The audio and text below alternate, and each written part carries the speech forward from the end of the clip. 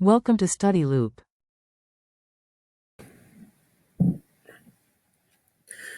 This is the answer to Chapter 21, problem number 51 from the Smith Organic Chemistry textbook. This problem asks us to draw all stereoisomers formed in each reaction. So looking at A, this is a Wittig reaction. And so what we need to keep in mind with the Wittig reaction is that we're going to get cis and trans isomers. So we're going to get a mixture. So 1, 2, 3. So we will get some cis. 1, 2, 3. Oops. Yeah. So let's try that again. 1, 2, 3, 4. There we go. So we'll get some cis. And then we will also get some trans.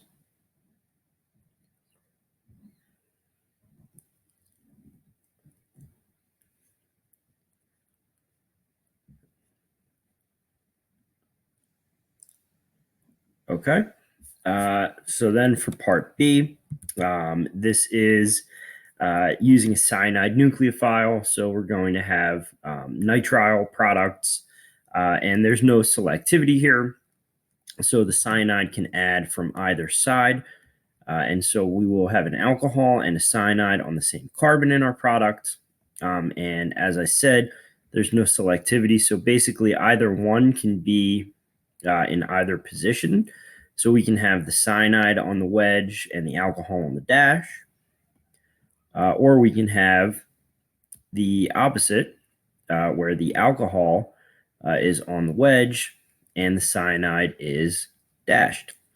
Okay, so that's part B.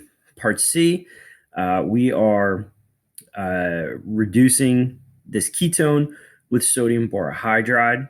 And so since we have another stereocenter in this molecule, basically our alcohol and the product can be cis to this ethyl group on the other side of the ring, or it can be trans to the ethyl group on the other side of the ring. So here's our ethyl group. And then we can have the product where the alcohol ends up on the same side as the ethyl group, or we can have the other product, the other enantiomer,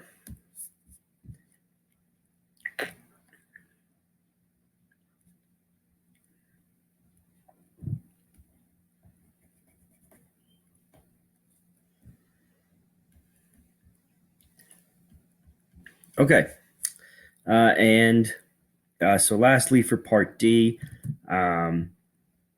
here we are going from the hemiacetal to the acetal. And if you remember the acetal or the hemiacetal to acetal mechanism, it's not just substituting what's on the oxygen. It's actually attack by the alcohol. And so the alcohol in the original hemiacetal leaves, and the new alcohol-based hydroxy group, the new alcohol-based ether group adds in. And so this can add in from either side. And so we can get this OCH3, and we will also get the other. So that one, or